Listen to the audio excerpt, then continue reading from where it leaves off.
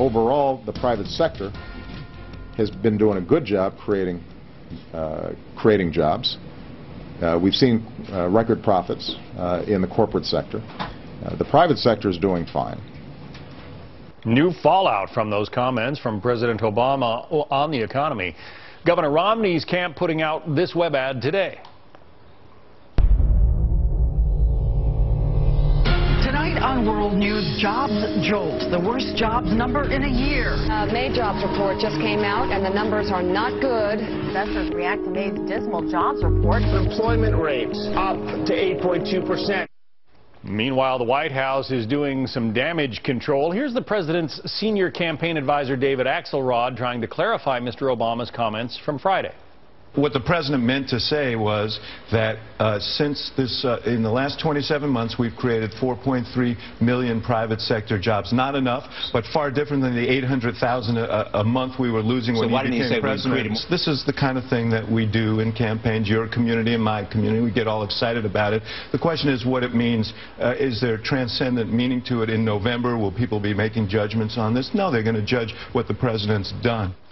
Well, despite the flap over his comments, the Obama camp may be banking on the president's likability. According to a new Fox News poll, Mr. Obama leads Governor Romney on that front by about 8 points. As you see there, 54% of voters have a favorable rating of the president. They have about 46% of voters have a favorable opinion of Mitt Romney. Will this all last? Joining us now for a fair and balanced debate, the Executive Director of the American Values Institute, Alexis McGill-Johnson, and Sabrina Schaeffer, Executive Director of the Independent Women's Forum. Alexis, the president enjoys, as we saw, that favorability rating, and yet when asked about whether or not he's doing a good job, only 48% or so of voters feel that he's doing a good job as president. Will the favorability rating carry him across the finish line in November?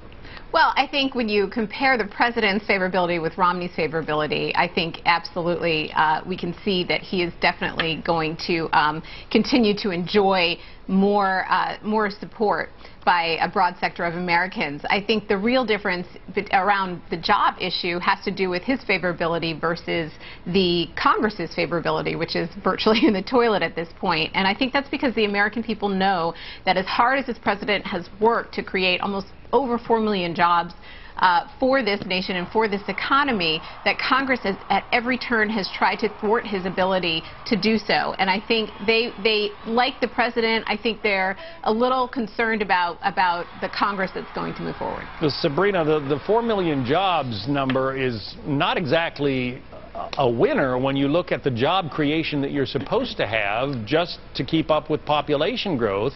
That 4 million jobs really only keeps up with population growth. Yeah, let's just remember that we have a national debt that's swelled to almost $14 trillion. We have 8.2% unemployment.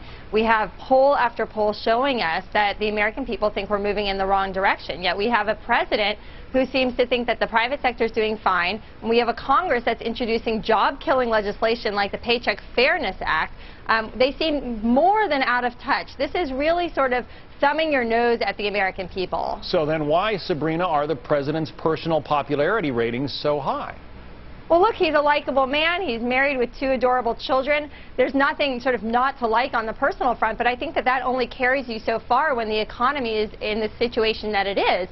And we have to remember, this is a White House that is continuously not listening to the American people, and I think that that's what's really bothering people. You know, look at the Scott Brown election in Massachusetts, yet right after that, the president continued to push the Affordable Care Act. Now we have the Wisconsin recall, and Democrats are saying, oh, no, this is fine, this doesn't mean anything, when in fact it was quite a statement on government overreach, quite a statement on government spending.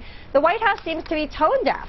So, Alexis, the Romney campaign feels that the president's popularity remains high, his personal popularity remains high, because voters like the guy. They want to validate the vote for him that they cast almost 4 years ago, but they wouldn't necessarily cast that vote again. Can you comment on that?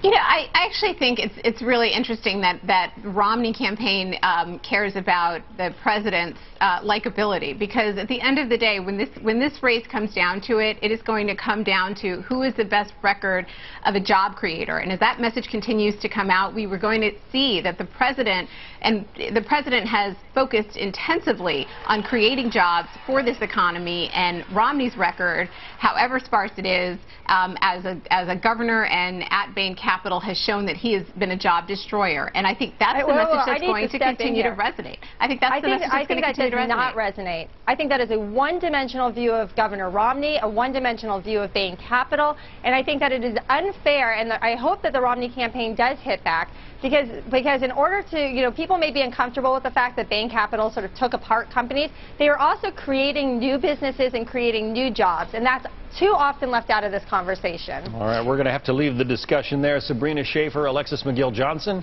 thanks. Thanks.